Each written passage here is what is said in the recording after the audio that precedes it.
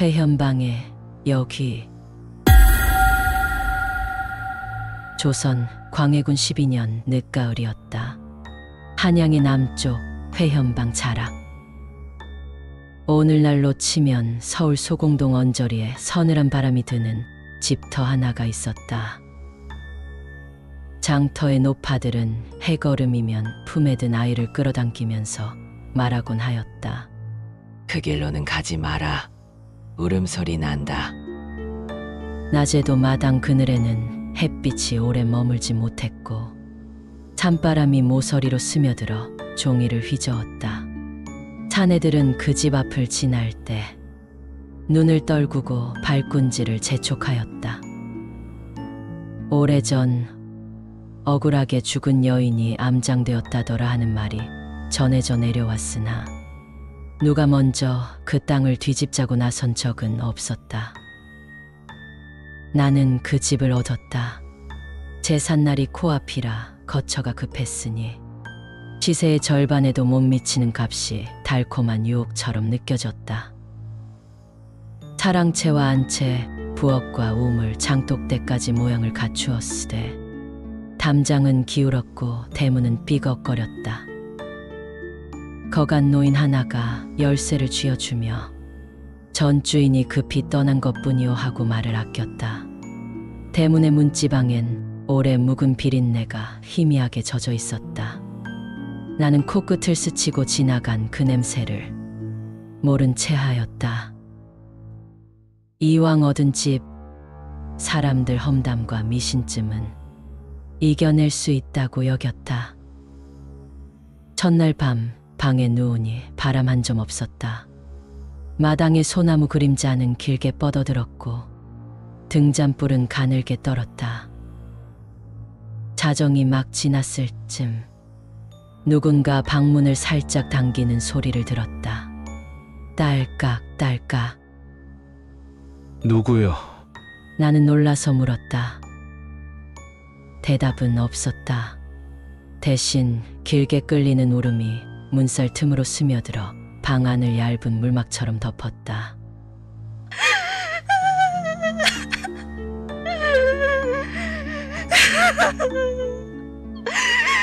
처음에는 아이 울음 같다가 끝내는 늙은 여인의 쉰 숨으로 가라앉았다. 등잔불, 심지가 타들어가는 소리마저 크게 들렸다. 나는 끝내 불을 켜지 못하였다. 불을 밝히면 보이지 말아야 할 것이 모양을 얻을까 두려웠다. 그렇게 그 밤이 지났다. 이튿날 밤, 잠을 자려고 누웠는데 어젯밤과 같은 소리에 방문을 열어보았다. 그 앞에는 아무도 없었으나 방문 문살에는 손가락 4개만 찍힌 자국이 찐득하게 남은 것을 발견했다. 엄지가 없는 손바닥이었다. 자국은 위로 천천히 밀려 올라가다 어느 지점에서 힘이 빠진 듯 멈추었고 종이는 찢어지지 않았으되 섬유가 길게 늘어나 비늘처럼 일어섰다. 그때 내 발목은 보이지 않는 것에 밟힌 듯 사납게 붙들렸고 베개 옆으로 젖은 머리카락이 스치며 흙비린내와 짠내가 코를 찔렀다. 숨이 어지럽게 허파를 드나들었다. 기겁을 하고 방문을 닫고 이불을 뒤집어 썼다. 나는 소매를 물어뜯으며 새벽 먼동을 기다렸다. 셋째 밤, 부엌 가궁에서 진흙을 긁는 소리가 났다. 마른 손톱으로 연못바닥을 헤집는 듯한 소리였다. 제가 바스러지는 마찰음 사이로 쉰 목소리가 간신히 입을 댔다. 춥다, 여기. 낱말은 끊어질 듯 애달팠다. 그 소리가 뚝 그치자 온돌의 열기가 가슴 밑까지 빠져나가는 듯했고 방바닥은 얼음장처럼 식었다. 나는 문 안쪽과 방 내 귀퉁이에 굵은 소금을 뿌렸다.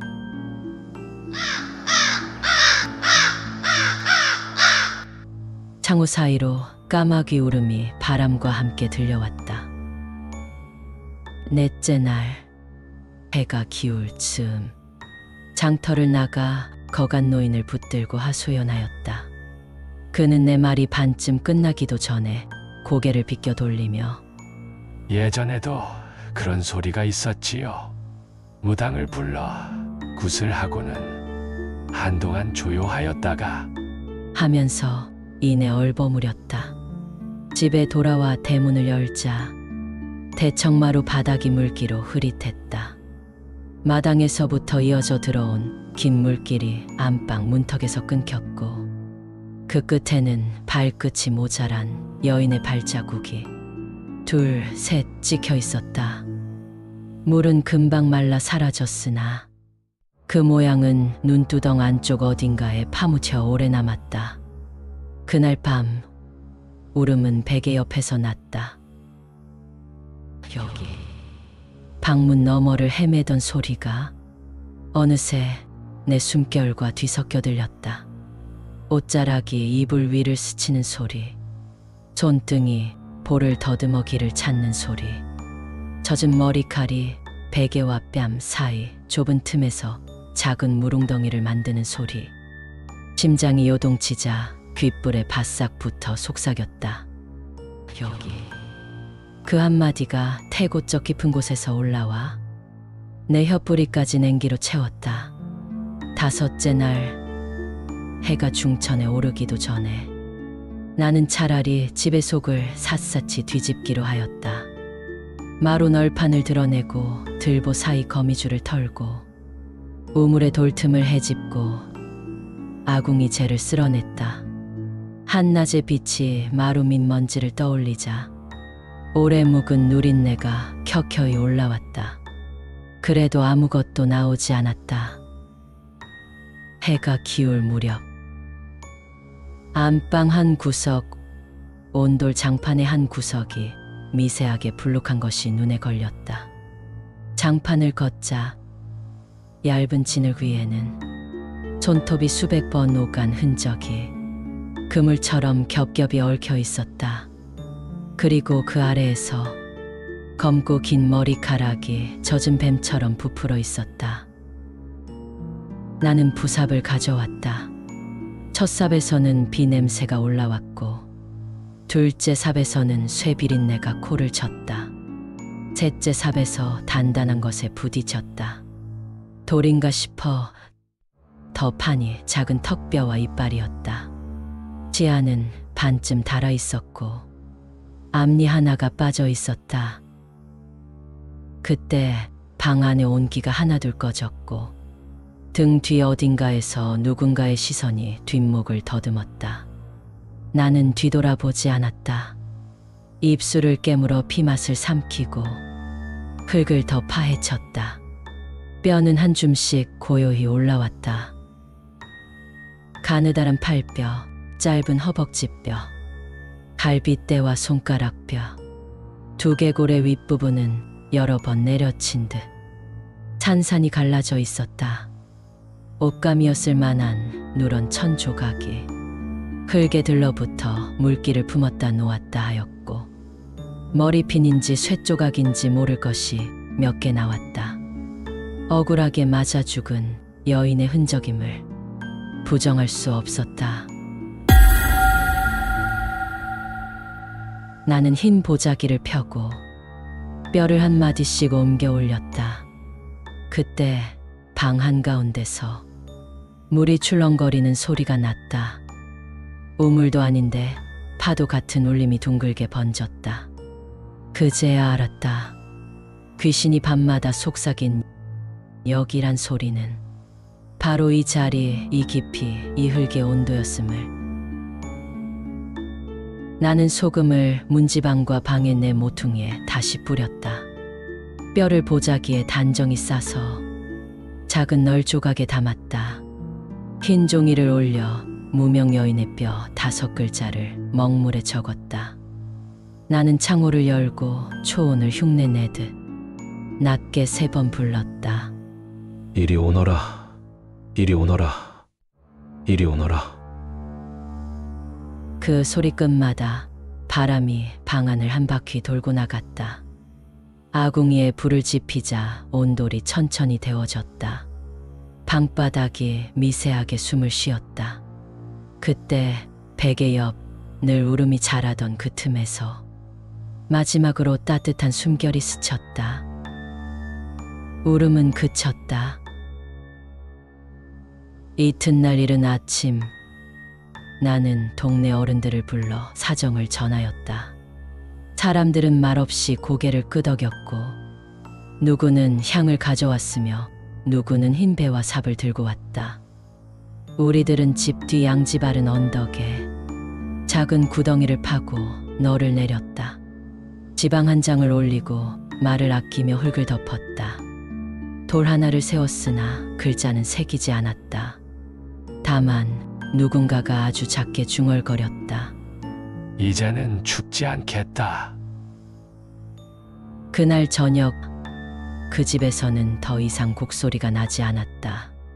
창호는 바람에 흔들리되 울음을 품지 않았고, 대문은 삐걱거리되 사람을 밀어내지 않았다. 우물가의 물결은 잔잔했고, 장독대의 뚜껑은 제자리를 지켰다. 밤이 내려앉아도 방 안 공기는 온기가 남은 자리처럼 부드러웠다. 나는 그날 처음으로 등잔불을 마음껏 켜두었다. 벌레가 불빛을 빙글빙글 돌다가 지쳐 바닥에 떨어졌다. 그러나 그 뒤로도 나는 새벽녘이면 문득 눈을 떴다. 습관처럼 베개 옆 빈틈을 향해 낮게 물었다. 거기 있느냐? 그러면 때로 대답이 돌아왔다. 울음도 목소리도 아닌 아주 얕고 따스한 숨 한 번. 그것이면 족하였다. 사람의 살과 뼈가 자리를 얻었다는 게 이토록 큰 일인지 새삼 알았다. 회현방 사람들은 여전히 해가 지면 그 길을 서둘러 지난다. 소문은 모양을 바꾸어 전해졌다.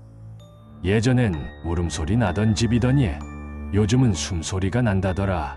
누군가 웃으며 말하고 누군가 고개를 저었다. 나는 안다.